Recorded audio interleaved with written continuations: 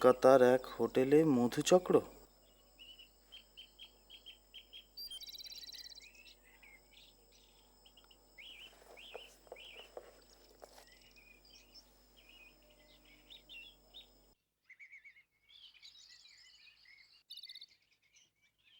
বেশ কিছুদিন ধরে পুলিশের চোখে ধুলো দিয়ে মধ্য কলকাতার এক হোটেলে অবাধ দেহ ব্যবসা চলে আসছিল।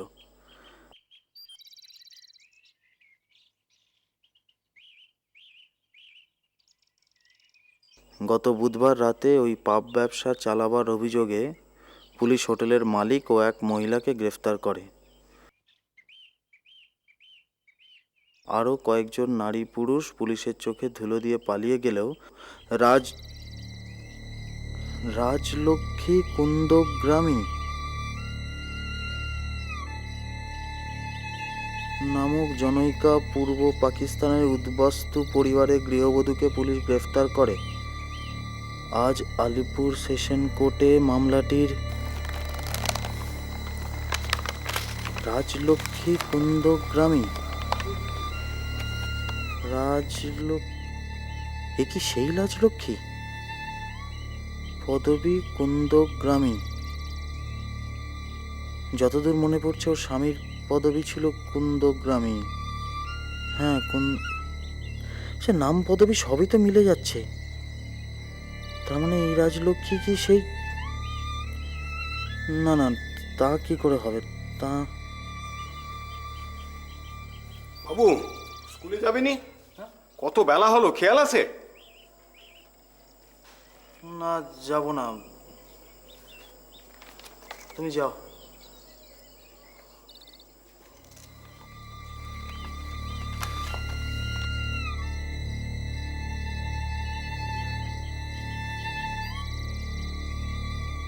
কে এই রাজলক্ষ্মী কুন্দগ্রামী? আমাকে জানতেই হবে। ইওর অনার, আমার লার্নেড ফ্রেন্ড এতক্ষণ ধরে যা বলার চেষ্টা করলেন তা হলো রাজলক্ষ্মী দেবী সম্পূর্ণ নিরাপরাধ।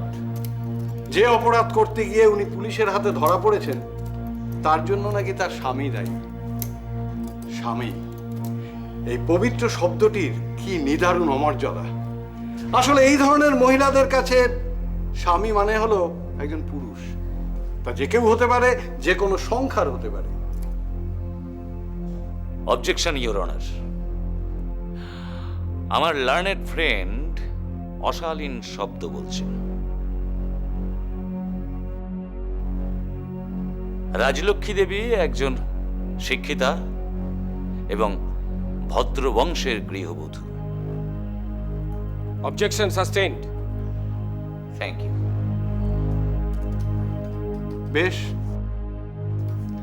আমি এই শিক্ষিত ভদ্রবংশের গৃহবধূকে একটা প্রশ্ন করতে চাই।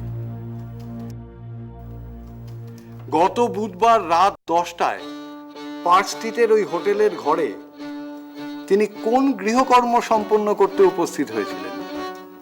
বলুন, বলুন রাজলক্ষ্মী দেবী। আপনি গত বুধবার রাত 10টায় পার্ক স্ট্রিটের সেই হোটেল ঘরে কোন গৃহকর্ম করতে উপস্থিত হয়েছিলেন?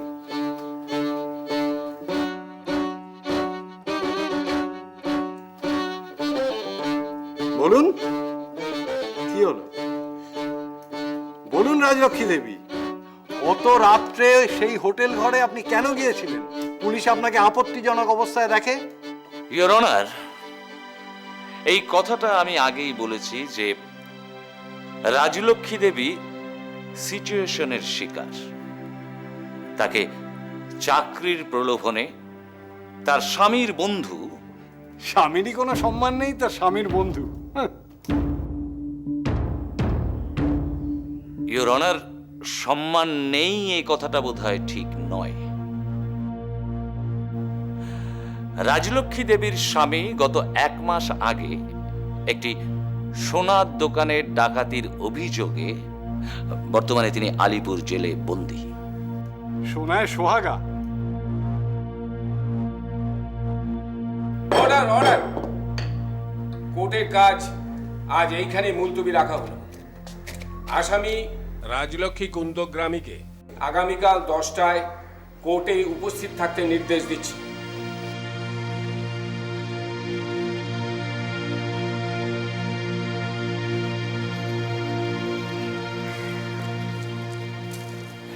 আমি আসলে কি চাইছি যে মানে কেসটাকে অন্যভাবে সাজাতে চাইছি। কিন্তু আমি ভাবছি আমার যা বলার তা আমি আদালতেই বলবো। আর আমার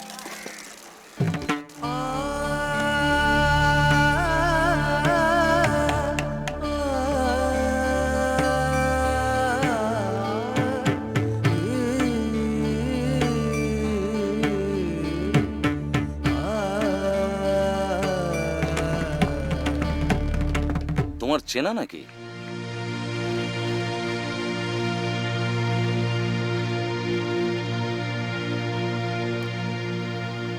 না,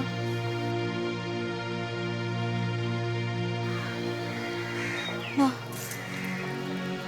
কেউ না।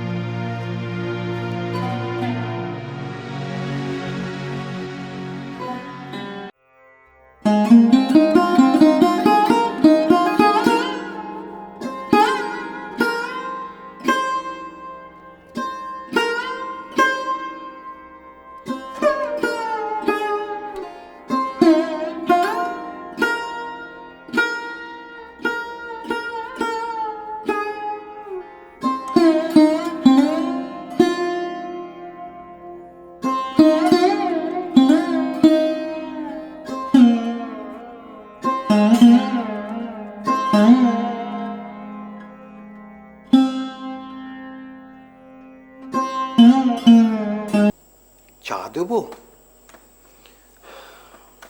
না, তুমি চলে যাও। ও শোনো, আমি আমি রাত্রে কিছু খাবো না। সে কি, এত বড় রাত না খেয়ে? তুমি চলে যাও, আর যাওয়ার আগে দরজাটা ভেজিয়ে দিয়ে যাও। কি হলো, তুমি কি আমাকে কিছু বলবে? অবশ্য তোমার কথা শোনার কোনো ইচ্ছে আমার নেই, তুমি যাও।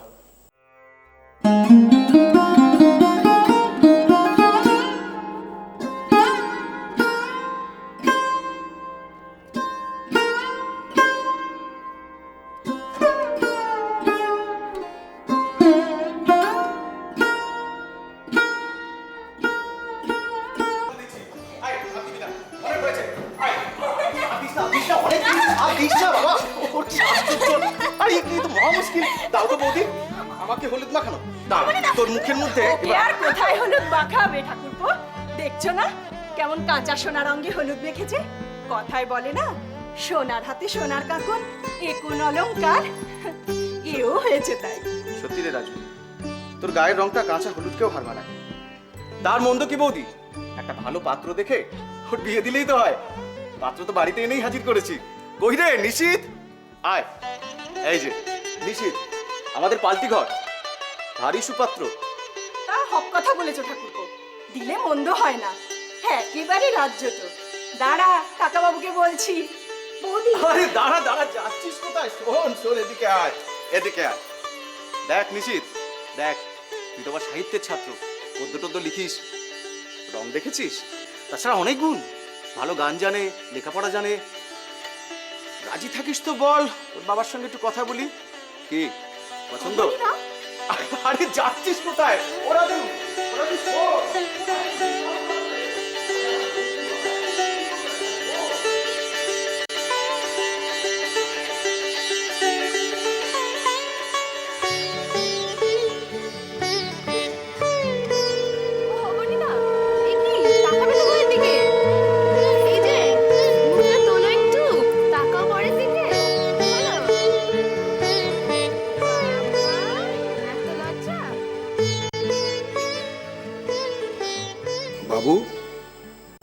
বাবু, এ কি তুমি এখনো বাড়ি যাওনি? না বাবু, আকাশের গতিক ভালো নি বাবু, আজ আর বাড়ি যাবনি। বাবু, আপনারে কিছু খেতে দিই? আমি তোমাকে বললাম না আমি কিছু খাবো না।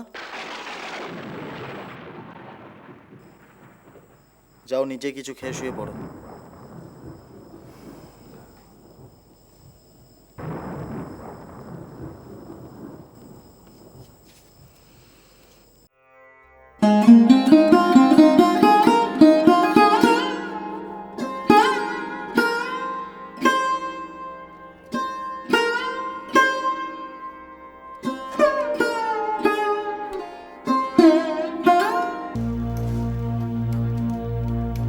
মহামান্য বিচারকের অনুমতি নিয়ে আমি আসামি রাজলক্ষ্মী দেবীকে কেবলমাত্র একটা প্রশ্নই করতে চাই।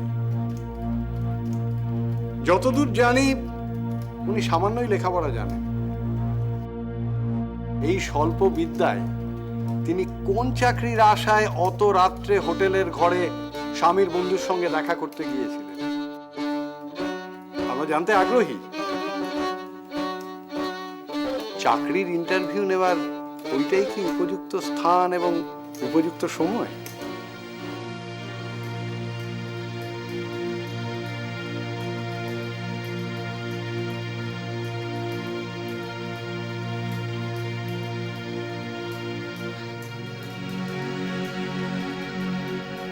হুজুর, আমি একজন অল্প শিক্ষিত গৃহবধূ। জীবনে কখনো কোর্ট কাছারি দেখিনি।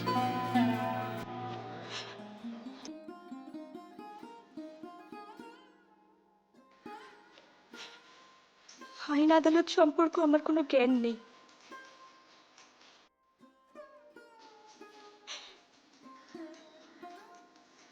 তাই আমি আমার সব কথা আজ হুজুরকে নিবেদন করছি।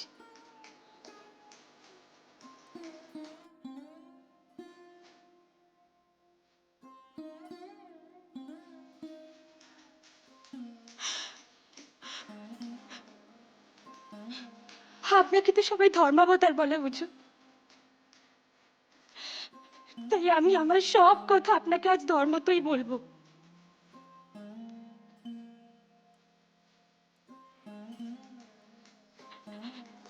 আপনি সব শুনে আমার বিচার করুন, আমার শাস্তি দিন। আমি মাথা পেতে নেব।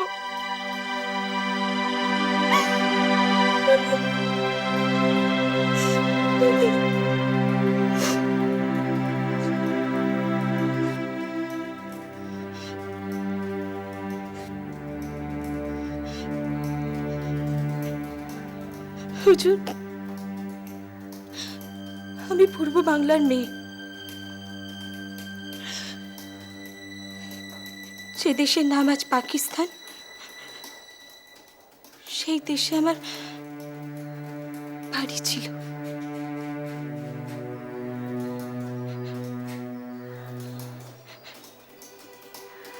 আমাদের অবস্থাও তো ভালো ছিল না,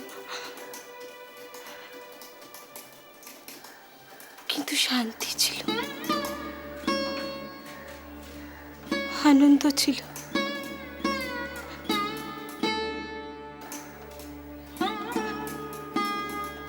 আর আর ছিল বাহ, কি সুন্দর। কি? এই ফুল, আপনি, আপনার গান। আমার গান আপনি শুনলেন কোত্থেকে? শুনেছি। মিথ্যে কথা। আমি কখনো মিথ্যে কথা বলি না। কাল রাত্রে যখন আপনাদের বাড়ির পাশ দিয়ে আমি আসছিলাম তখন শুনলাম আপনি গাইছিলেন, এমনি করে যায় যদি দিন যাক না। ও তো অবনীদার বাড়িতে হলের গান শুনে শুনে কয়েকটা। আচ্ছা, আপনি আমাকে আপনি আপনি করছেন কেন বলুন তো? অবনীদা কিন্তু তুই তোকারি করে। অবনীর সে অধিকার আছে, কিন্তু আমি কে? দুদিনের জন্য এখানে বেড়াতে এসেছিলাম, কাল চলে যাব। কালই চলে যাবেন? আর আসবেন না?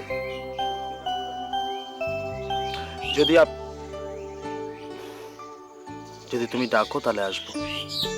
ডাকবে তো? জানি না।